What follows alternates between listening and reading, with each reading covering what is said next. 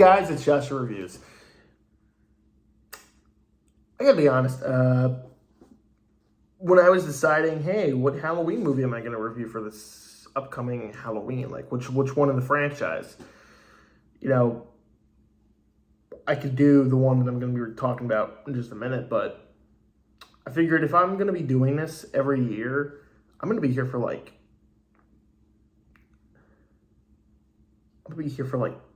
what, 9 years?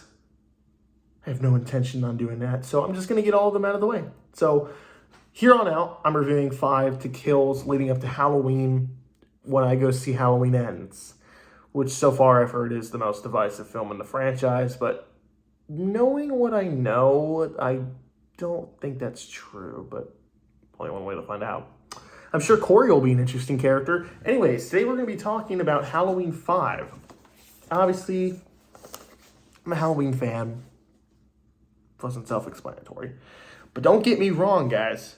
While the first one is a massive classic and has a good sequel and a good anthology sequel and a pretty good follow-up to the sequel, makes sense that Halloween 5 would be good. Well, no.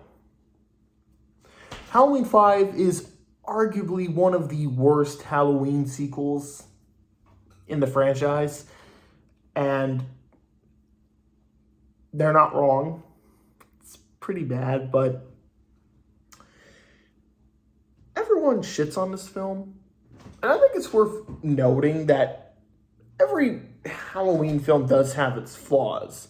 One doesn't really have any flaws. It just has some nitpicks, like some of the acting is a little dated, some of the things are a little low budget, but that's about it. The film is flawless. It's a great horror film. It's a great suspense film. It's not really a slasher. It's only until the sequel where they started hacking and slashing. It's more of like a suspense film, like a stalker film, like Rear Window or Vertigo.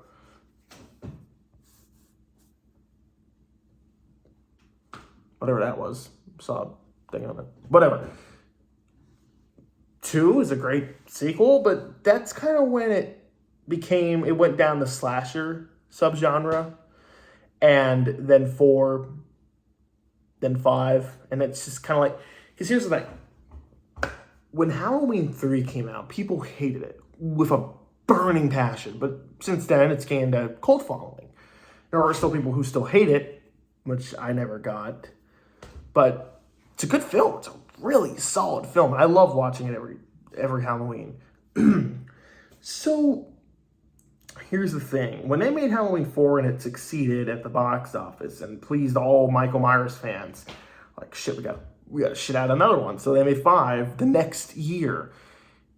I think it's worth noting that this film was rushed, and you can tell because, first and foremost, the cinematography is, and this is something I didn't realize till rewatching it just now.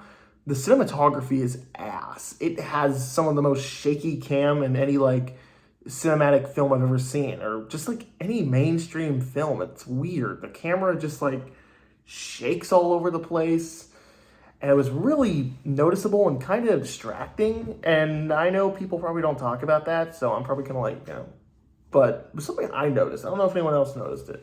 Anyways, things I liked. Well, this is a pretty bad film, so what are things I liked? Okay, first and foremost, Jamie and Rachel. The thing I loved about Halloween 4 was the characters, Jamie and Rachel. I thought their step-sisterly bond or whatnot, their sisterly bond was great. They worked well off each other. They were likable characters. They were smart. They were self-reliant. Jamie is this little, what is she, 7-year-old, 8-year-old? She's terrific. She's great in the role. And the actress, oh my God, Danielle Harris, is that her name? Oh my God, I am so sorry if that's not her name. I'm tired. I have not got, I don't usually do this.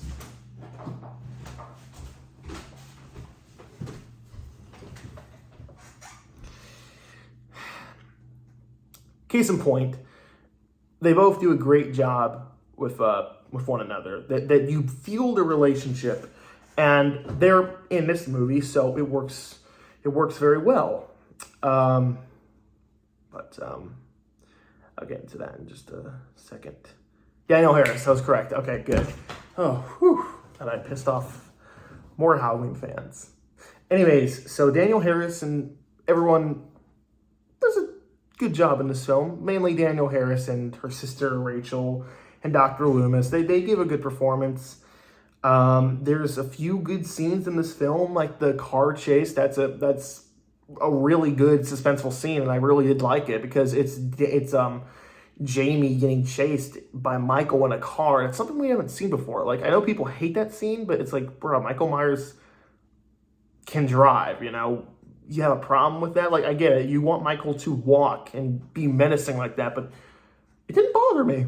And I liked it. It was a good suspenseful scene. There was a lot of tension, a lot of interesting shots for the most part, even though I complained about the cinematography. It was a nice scene. The laundry chute scene was pretty good. I thought that was suspenseful, though. I did hear some behind the scenes, and they didn't properly like choreograph that scene, so it was like, ooh, it's a little saddening to hear, knowing that Danielle Harris could have been stabbed by that real knife. Okay, that's a little interesting, but you know, she made it out okay, so it's good. That's about it. This movie's pretty bad. Look, to be quick and brutally honest, this movie's main fault is its story. It's just the same shit that we've seen before. It's Halloween 4. And that's it. They try to add in this, like, Cult of Thorn element, which I don't know why they did. To this day, I don't know why they thought it would be a good idea to make Michael Myers a part of a cult. Thankfully, it's only done in these 2 films, but I never, ever once got it. What the fuck? Why would you include Michael Myers and have him be a part of this cult? Makes no sense. You could have easily removed the scene where he has the thorn. Did they try to make that why he had this connection to Jamie because she can, like, you know, see visions of Michael killing and stuff like that? It's like you could have easily fixed that. Like, you know, okay, there's a psychic link. You could, I don't know, explain, like, I don't know, just like she has some sort of psychic link. That's somehow, somewhere, there are people out there who actually do have, like, these weird link connections to their brothers or sisters, and they're able to, like, see visions or, like, sense when something's wrong. It's very interesting. So you could have, like, it's okay, they could have done that, you know? It's weird, but would have been better than the cult thing. Didn't have to include this weird shadow exorcist, shadow-looking ass to come and be weird and then just only show up at the end to just shoot the jail cell opens. And look, this film's biggest problem is its story and characters. Because even though Rachel and Jamie and Loomis are the best parts, they fucked them up. And here's what I mean. Jamie, Danielle Harris, is a great child actor. They make her silent through half the film. So we don't really get to see a good performance until the very end when she actually gives it her all. And she's great as it. She's the best part of this film, easily. Loomis is a fucking nutbag in this film for some reason. He's, like, obsessed with Michael. Like, he's always been obsessed. But in this one, he literally puts Jamie in danger just to get Michael. That's totally out of character for him. It's just weird. Like, sure, he's pointing a gun at an officer, but he did that too. And even then, he did that so he could protect Laurie Strode. He tried to get back to the hospital where she was located. Makes no sense why he would, like, be like, hey, Michael, here's, you know, fucking niece. You know, Michael, stop evil, you know? It's like, what? Why? And arguably the most frustrating thing in this film to me is the fact that they kill Rachel. She was easily one of the best parts in part 4, and they kill her off in the beginning. I heard in interviews she was really sad that she was killed off the way she was killed off. And from what I understand, they killed her off because of budgetary restraints. Or like she wanted, like they could only afford her for a certain amount of time, so they just killed her off. It's like, if you can't get the actors, do one of two things. One, throw them somewhere else. Be like, oh, I went to Hawaii, so I wasn't here for that event, you know? Or two, don't make the fucking movie. Or just don't write them in the film. It's that simple. You don't have to kill them off. It's disrespectful, and I don't like it, and a lot of other people don't like it either. They try to add this other character that's just unlikable. You all know her. She's the one that does the little dance, the dee dee dee dee dee dee.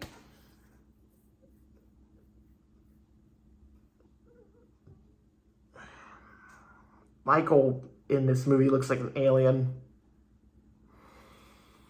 He's bigger than what he was in the original.